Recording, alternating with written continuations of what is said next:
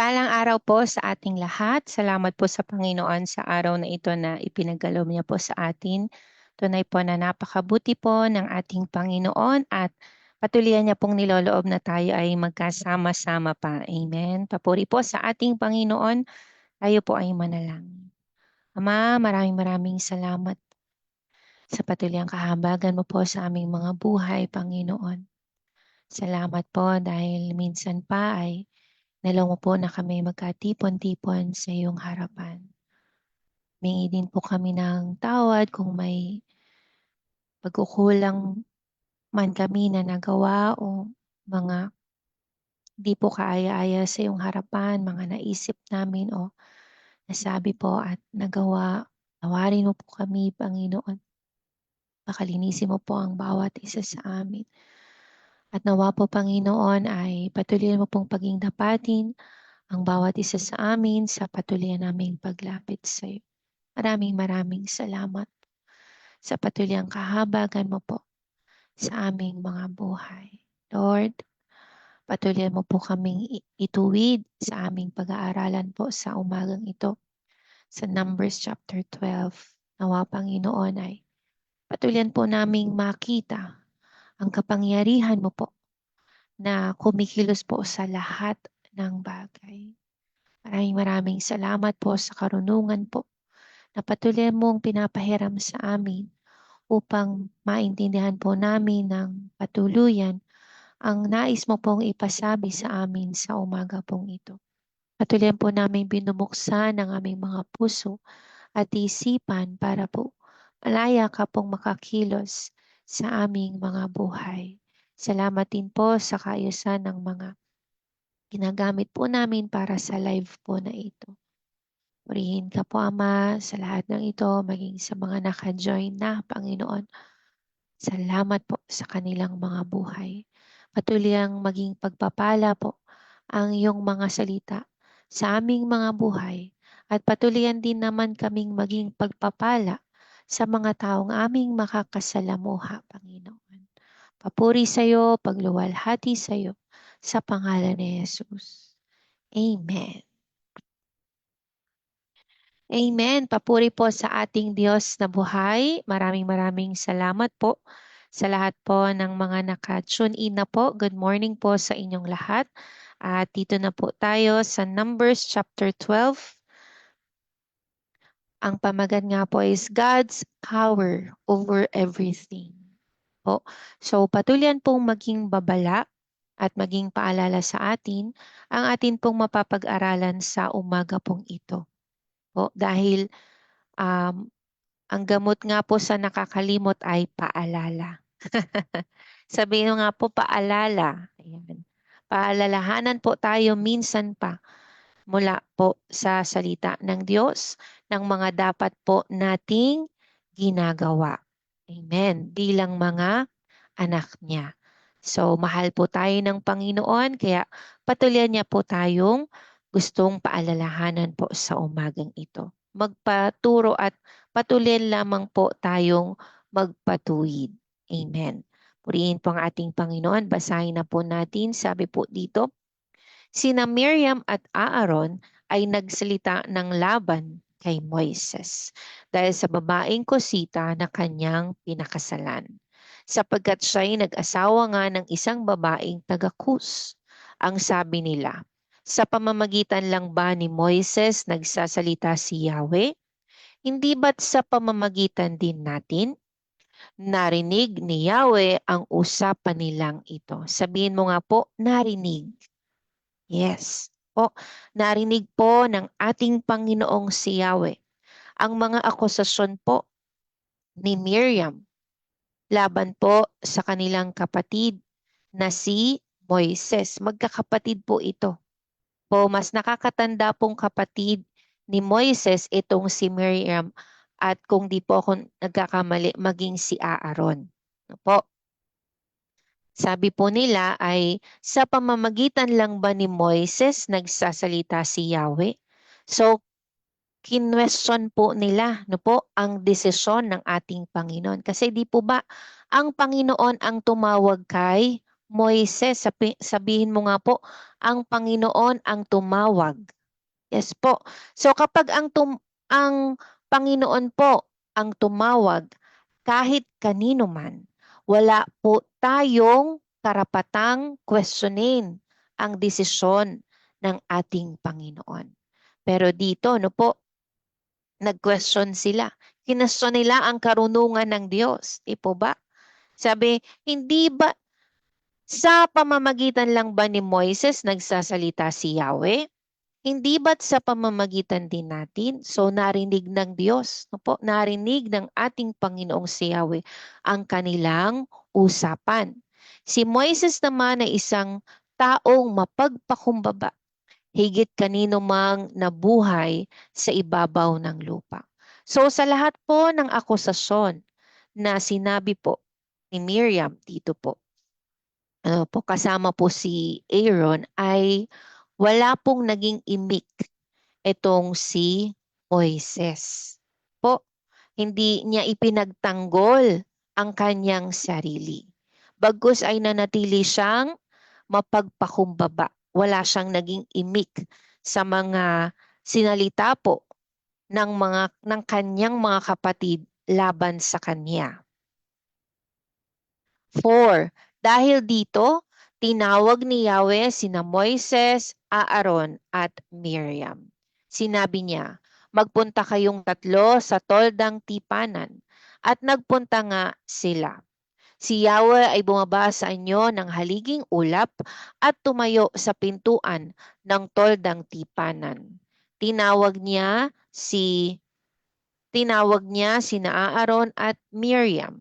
Paglapit nila, sinabi niya, pakinggan ninyo ang sasabihin ko. Kung ang sino may nais kong piliing propeta, nagpapakita ako sa kanya sa pangitain at kinakausap ko siya sa panaginip.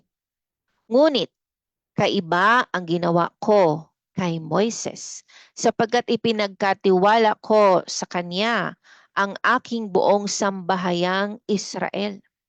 Kinakausap ko siya ng harap-harapan at sinasabi ko sa kanya ang lahat sa maliwanag na paraan, hindi sa pamamagitan ng talinghaga.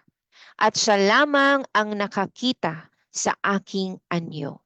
Bakit hindi man lamang kayo natakot na magsalita laban sa kanya? Ang bigat no po. Piruin niyo po, nagsalita po ang Panginoon. Na kapag nga po siya ay may nais na piliing propeta, nagpapakita siya sa kanya ng mga pangitain at kinakausap po siya sa pamamagitan ng panaginip. Pero espesyal ang way niya ng pakikipag-usap kay Moises. Di po ba? Talagang ipinagkatiwala po sa kanya ang buong sambahayan ng Israel at harap-harapan sila kung mag-usap. Hindi katulad ng mga ibang piniling propeta ng ating Panginoon na kinakausap lang sila through dreams and visions. Pero si Moises lamang po ang propeta na tinawag ng Diyos na nakipag-usap sa kanya ng harap-harapan. At siya lang din, si Moises lang din, ang nakakita sa anyo ng ating Panginoon. Ipo ba? When Moises requests, di ba? Nag-request ang si Moises rather, sorry po. Nag-request si Moises kung pwede niyang makita ang Panginoon. Pero sabi nga ng Panginoon, sa sobrang kabanalan ng Diyos, walang pwedeng makakita sa Kanya. Ano po? Kasi nasa flesh pa si Moises. So walang pwedeng makikita sa Kanya. Kasi mamamatay ang sino mang makakita sa ating Panginoon. Kaya pinakita niya lang yung Kanyang anyo. Po, si Moises lamang po ang ang hinayaan ng Panginoon na makakita ng Kanyang anyo. Kaya ang tanong dito ng ating Panginoon, bakit hindi man lamang kayo natakot na magsalita laban sa Kanya? Nagalit sa kanila si Yahweh at siya'y umalis. Alam niyo po, grabe yung bigat, no po? Ramdam niyo po ba yung bigat dito ng pananalita ng ating Panginoon? Kasi ay kung yung tao, okay lang na magalit sa atin yung kapwa natin tao. No po? Pero kapag ang Diyos na ang nagalit, baka kapatid, matakot na tayo. Kapag ang Diyos mismo ang nagalit sa atin, po, nakakatakot po talaga. Pero dito nga ay nagalit ang ating Panginoong si Yahweh dahil nagsalita po sila laban po sa kanyang lingkod na si Moises. Kwinestyon nila ang karunungan ng Diyos. Kwinestyon nila ang pagpili ng Panginoon dito kay Moises. Kaya ano po ang nangyari?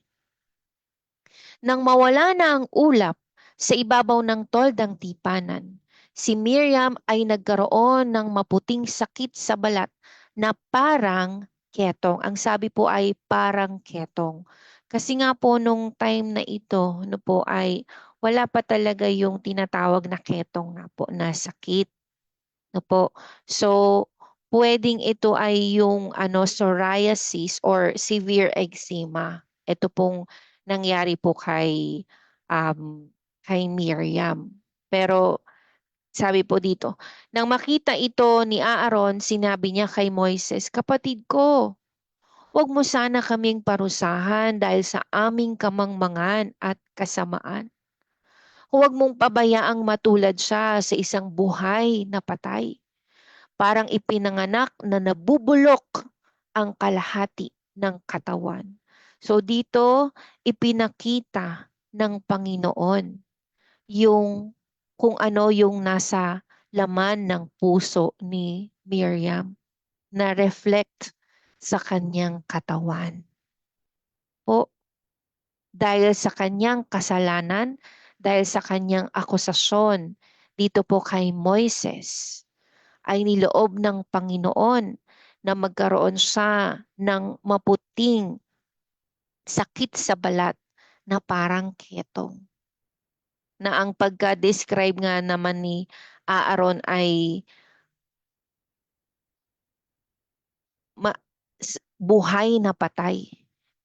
Ipinanganak na nabubulok ang kalahati ng katawan. Kasi 'di ba, yung alam natin yung leprosy, 'di ba? Yung leprosy, sabi kasi dito parang ketong. So parang leprosy lang siya. Yung mga nagkakasakit ng ganun ay nakita ko yung kahit yung mga magaling na kinakain unti-unti, no? Kinakain unti-unti yung flesh po. So ganun kalala itong parang ketong na ito na sakit. No po? Parang buhay nga na patay. At bubulok po talaga yung katawan. Kahit na yung severe eczema, yung sakit sa balat, hindi po ito simpleng sakit sa balat. No po, kasi ay talagang hindi po maganda ang amoy ng may ganito. Ano po. Kumbaga ay kung sa tinging tao ay nakakapandiri po ang ganitong klase ng sakit sa balat po. So ito po ang sabi mo nga inalaw po. Inalaw ng Panginoon na makita yung kabulukan ng puso ni Miriam. Nag-reflect sa kanyang katawan. Po. 13, kaya nakiusap si Moises kay Yahweh. No, sino pa rin ang nag-pray para sa kagalingan ni Miriam? Sino ang nanalangin para kay Miriam? Yung sinabihan, yung inakusahan si Moises pa din. Ito po, sabi ni Moises, O Diyos, pagalingin po sana ninyo si Miriam. Please, Lord, heal her. Yun ang pakiusap. At ito lamang mula verse 1 ng pagsasalita ni Miriam laban dito kay Moises ay ito lamang yung time na nagsalita si Moises. Again, hindi niya ipinagtanggol ang kanyang sarili. Hindi niya sinabing, oh, mali nga ako. At hindi niya sinabing, oh, tama nga kayo. Walang ganon. Po, kaya nga nasabihin siya na meekest man on earth. Kasi kahit may akusa na sa kanya, laban sa kanya, hindi niya pa rin ipinagtanggol ang kanyang sarili.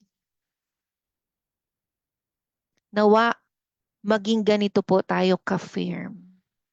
Po, kung alam mo na wala kang ginagawa, hindi mo na kailangan pang ipagtanggol ang iyong sarili. Hayaan mo ang Diyos. No? Tulungan tayo ng Panginoon na hayaan lang natin yung mga nag-aakusa laban sa atin. Po, tularan natin si Moises na ipanalangin na lamang po natin sila. 'Di ba? Pray for those who persecute you. Po, kasi hindi nga nila alam ang kanilang ginagawa.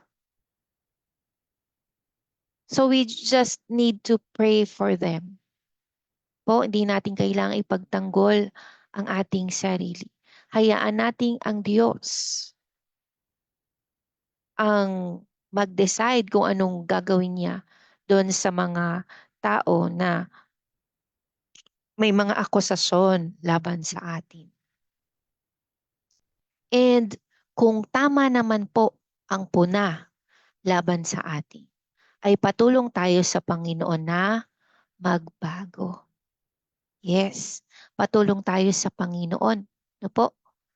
So tulungan tayo ng Panginoon dito po sa ating napag-aral.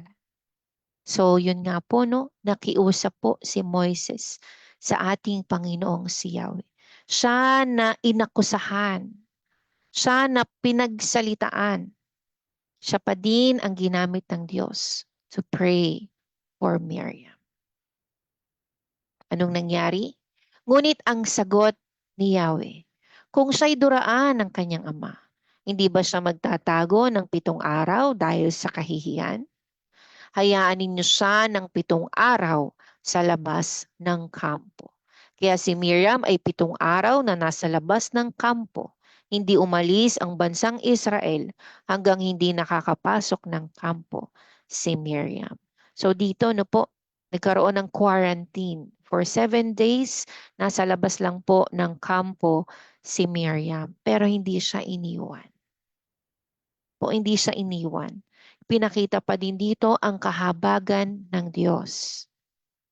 Ipinakita pa din dito na ang Panginoon talaga ang nagbibigay ng chance o ng pagkakataon. Kasi binigyan lamang siya ng 7 days po, para magstay outside the camp. Pero after that, muling nanumbalik po ang magandang kalusugan ni Miriam after that 7 days. Po. So sobrang mahabagin po talaga ng ating Panginoon. And why 7 days? Para makita din ng mga Israelita po kung gaano pinapahalagahan ng Panginoon ang kaniyang salita. Makikita po natin dito ang kapangyarihan ng ating Panginoon sa lahat po ng bagay. God's power over everything. Po, pinapakita din dito na hindi tayo pwedeng magsalita laban po sa mga taong taong inappoint ng Panginoon. Kasi hindi pwedeng magkamali ang Diyos. Kaya hindi natin pwedeng questionin ang mga ginagawa ng Diyos. Sabihin mo nga, hindi pwedeng magkamali ang Diyos. Yes po. Because He is an all-knowing God. So, hindi pwedeng magkamali ang Panginoon sa kanyang mga desisyon. Palagi po nating alalahanin na walang aksidente sa Panginoon. Kung ano po ang inalaw niyang mga bagay po na mangyari o nangyayari sa ating buhay, hindi po natin pwedeng tanungin o questionin ang Panginoon. Ang kailangan lang po nating sabihin sa Panginoon ay, Lord, ano po ang gusto mong matutunan ko sa bagay na ito na inalaw mo pong mapangyari sa aking buhay? Diba? Kasi yung pag-aaral kahapon ay, diba, nagreklamo ang mga Israelita. So dito, nagreklamo naman si Miriam. Sabi niya, siya lang ba ang kinakausap ng Diyos?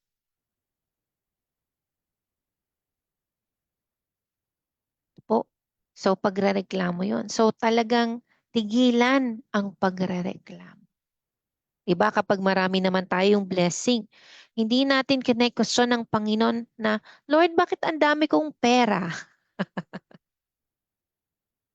Pero kapag problema, ano, Lord, ano ba yan? May problema na naman. Nawa talagang ano po, no, tayo bilang lumalago sa pananampalatayang ito. Tigilan na natin ang pagko-complain o pagrereklamo.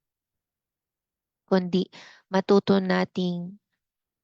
tayong magtanong sa Panginoon na, Panginoon, ano pong gusto mong makita ko sa bagay na ito, sa pangyayari ito, sa problemang ito na inalaw mo, sa pagkakasakit na ito na inalaw mo, sa circumstances na ito na inalaw mo, ano pong gusto mong makita ko na at matutunan ko. Kasi syempre, gusto palagi ng Panginoon na may natututunan tayo sa mga bagay na inaalaw niya sa ating mga buhay. So mula sa Hazeroth, patuloy silang naglakbay pagdating sa ilang ng paran at pagdating sa ilang ng paran ay nagkampo sila. So dito ay nire-ready sila ng Panginoon kasi may kakaharapin po sila on the next chapters po. Sa mga susunod na um, chapter po ng ating pag-aaral. So dito, mga paalala po ito ng Panginoon na una sa lahat, sabi nga sa Santiago 1:26, kung may nag-aakalang siya ay relihiyoso, pero hindi naman magawang pigilan ang dila niya.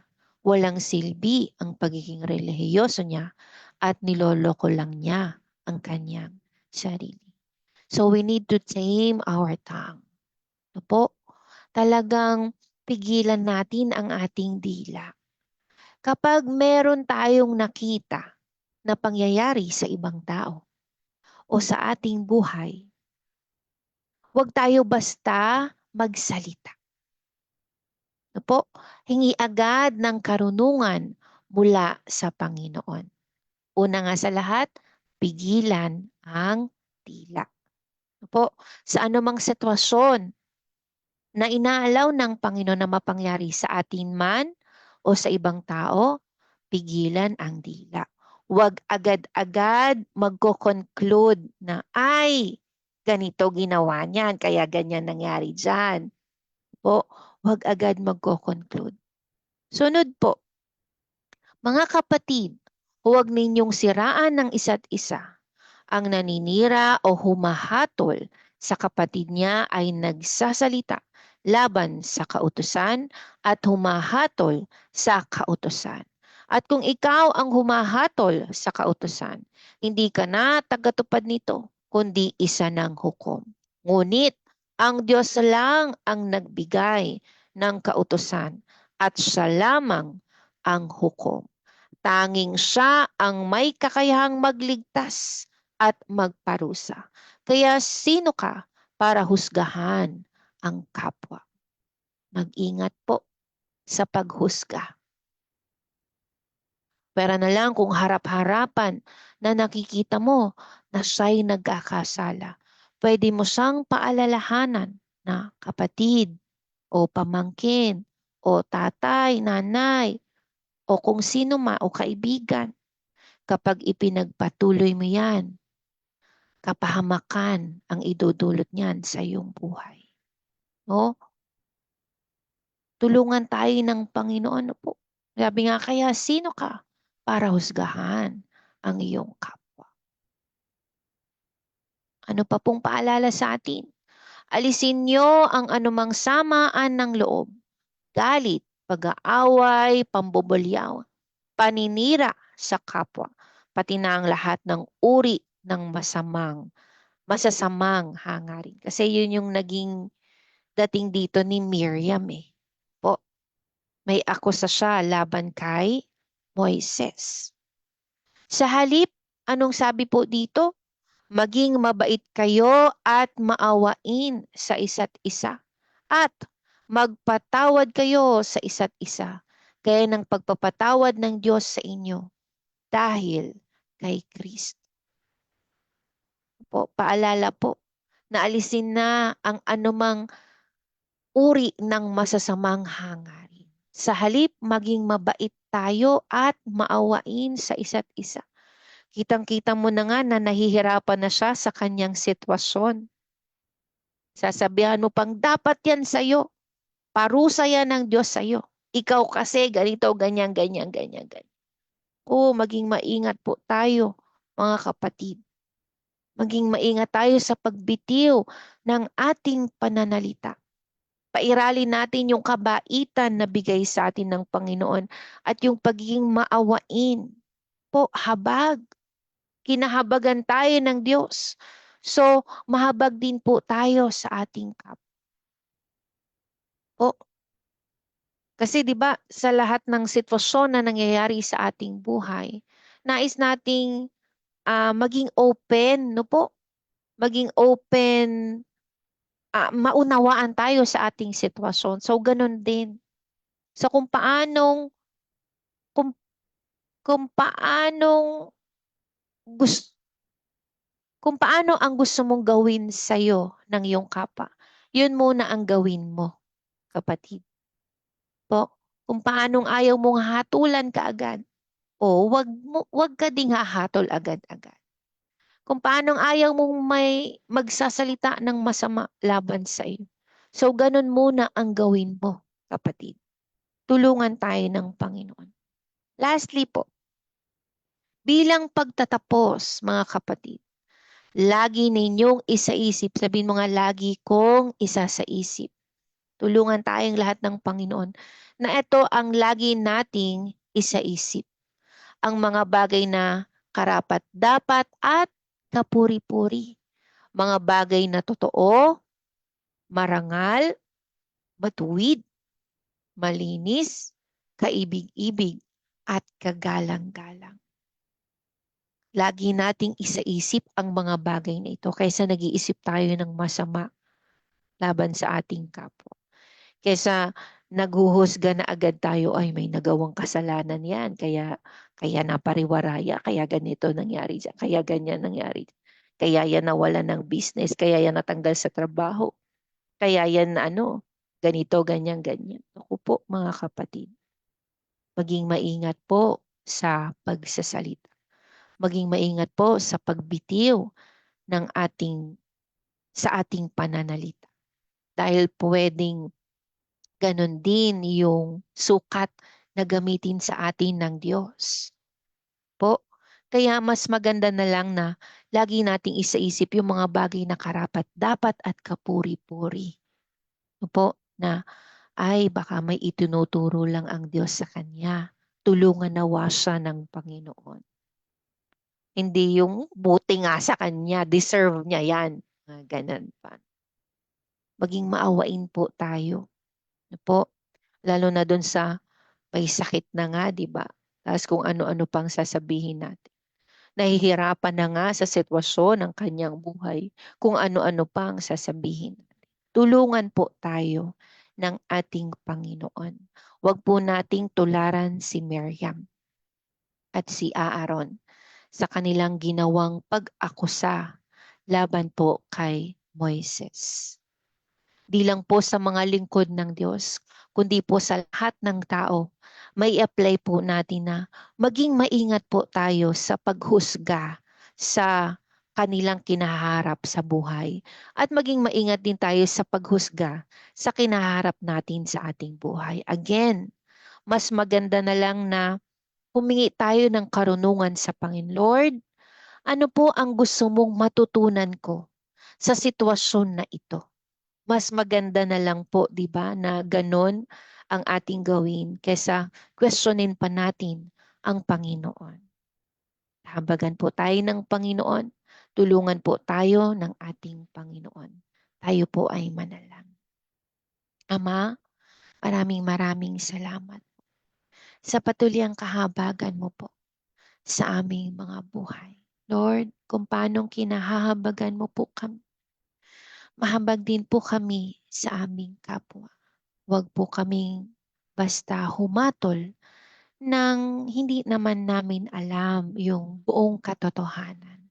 At kahit alam namin yung buong katotohanan, tulungan mo po kami na pigilan pa rin namin ang aming dila sa pagsasalita. Dahil kami ay huhusgahan mo ayon sa aming mga sinabi at ginawa. Patawarin mo kami, aming Panginoon, sa mga pagkakataong nakahusga kami ng mali sa aming sitwasyon o maging sa aming. Patawarin mo po kami, aming Panginoon, kung nagkaroon man ng pagkakataon na kwinasyon ka namin, Panginoon, sa inalaw mo pong bagay na pangyayari sa aming buhay o sa buhay ng aming kapwa. Patawarin mo po kami, Panginoon. Patawad. Awa, Panginoon, palagi naming paniwalaan, palagi naming pagtiwalaan yung mga desisyon mo po sa aming mga buhay, Panginoon. Palagi lang naming isaisip ang mga bagay na ito, Panginoon, para maingatan namin ang aming sarili mula sa pagkakasala. Salamat po, aming Panginoon, sa mga paalala mo po mula dito sa Numbers chapter 12, na huwag naming tularan ang pangyayaring ito sa buhay ni Miriam at ni Aaron. Huwag naming hayaan ang dila naming ito na magsalita lang ng magsalita. Bagkus patulong kami sa iyo, aming Panginoon, na makontrol po ito. Patawad po sa maling paggamit ng dilang ito. Ang dila na ito na ginagamit namin sa pagpupuri sa iyo at pagluwalhati sa iyong pangalan. Patuloyan lamang ding magamit sa mga bagay na matutuwa ka po sa amin. Tawad, aming Panginoon, sa mga salitang nabitawan namin na mali, na hindi ka aya-aya sa iyong pandinig. Patawarin mo po kami, Panginoon. Salamat po. Patuloy mong baguhin ang aming puso, ang aming isip, ang aming pananalita. Maraming salamat po, aming Panginoon, sa patuloy pagpapatawad mo sa amin at pagpapaalala mo po sa amin sa araw na ito. Tulungan mo po kami sa buong araw na ito, aming Panginoon. Magsalita lang po kami ng tama at ayon po sa iyong kagustuhan. Purihin ka po, Panginoon, sa lahat ng ito, maging sa pagtagpo mo po sa pangailangan ng aming daddy. Salamat po, maging sa nalalapit niya pong misyon sa Japan. Salamat po sa patuloyang kagalingan niya po mula sa umong. Salamat po sa patuloyang himala mo din po sa aming nanay Nelia, sa aking mga kapatid, sa aking mga pamangkin, mga bayaw at hipag. Salamat din po sa aking nag-iisang asawa at sa aming mga anak. At salamat din po na patuloy mo pong pinaghihimalaan ang aming Pastor Lito, ang aming mamang, at ang kanilang mga mahal sa buhay. Salamat din po sa bumubuo po ng Miracle of Life family. Patuloy mong paghimalaan ang bawat isang nakakapanood at nakakapakinig ng live na ito. Katagpuin mo po ang kanilang pangangailangan, aming Panginoon. At salamat din po sa patuloyang pag-comfort mo po sa aming kapatid na si M at sa patuloyang himala mo din po sa buhay po ng aming si Papay, maging kay Mama Lilia, Panginoon. Patuloy mo din pong paghimalaan ng aming si Jassy, Panginoon. Salamat po, aming Diyos na buhay, aming Diyos na dakila. Salamat din po sa patuloy mo pong pag-iingat sa buhay po ng bawat isa sa amin, aming Panginoon.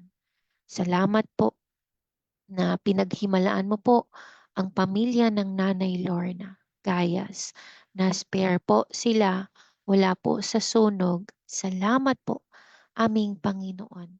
At salamat din po sa mga nagdiriwang ng kanilang kaarawan sa araw na ito.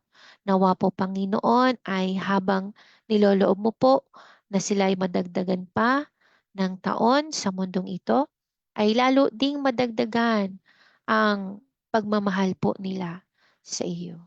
Purihin ka po, aming Panginoon, sa lahat ng ito at loobin mo po na sama-sama kaming magkatipon mamayang gabi sa iyong gawain. Papuri sa iyo, pagluwalhati sa iyo, sa pangalan ni Jesus. Amen. Amen. Purihin po ang ating Panginoon. Salamat po sa Panginoon sa lahat po ng mga nakapanood at nakapakinig ng ating live sa araw na ito. Yes, maraming salamat po sa Panginoon sa buhay po ng ating Nanay Lorna Villanueva Gayas, Tatay Umeng, sa inyo pong mga anak at mga apo at sa inyo pong manugang. Ayan. Papuri po sa ating Panginoon. Salamat din po sa patuloy himala ng Panginoon sa ating Ate Irene Balagosa at sa inyo pong mga anak. Sa patuloy himala ng Panginoon sa ating kapatid na Hazel at Christian at sa inyong mga mahal sa buhay. Sa patuloy himala ng Panginoon sa ating Mama Len, Kuya Ronnie at sa inyo pong mga mahal sa buhay, maging sa ating Ate Rosel at sa kanyang mga mahal sa buhay. Salamat din po sa Panginoon sa buhay po ng ating um, yes po, salamat sa Panginoon sa inyo din pong mga panalangin para sa amin. Yes, kapatid na Mary Chris, kay Mary Mel at kay kapatid na Melchor, patuloy po kayong paghimalaan ng Panginoon. Gayun din po ang ating kapatid na Florence Toque. Hello po at maraming salamat din po sa Panginoon sa inyo pong buhay. At salamat din po sa Panginoon sa buhay po at sa patuloy himala sa ating Mare, Joanna Fegallardo. See you later, Mare. Patuloy ding paghimalaan ng Panginoon ng ating Nanay Lemia Kasaul. At salamat din sa aking classmate na si Darlene, sa nag-iisa mong asawa at sa inyong mga anak. Salamat din sa Panginoon sa ating si Vanessa Sia Monterola. Patuloy ding paghimalaan ka ng Panginoon at ang iyong mga mahal sa buhay. At patuloy kang makakilala sa Panginoon. Gayon din ang ating si Jinky Sustal Laison. Salamat sa Panginoon, patuloy ka ding makakilala sa ating Diyos na buhay. Maraming salamat din sa Panginoon sa lahat po ng mga kapatiran po from Miracle of Life and from other fellowship. Araw-araw po ito at 7:30 a.m. Again, maraming salamat din po sa inyong mga panalangin para sa amin. Palagi po sa Diyos ang kapurihan.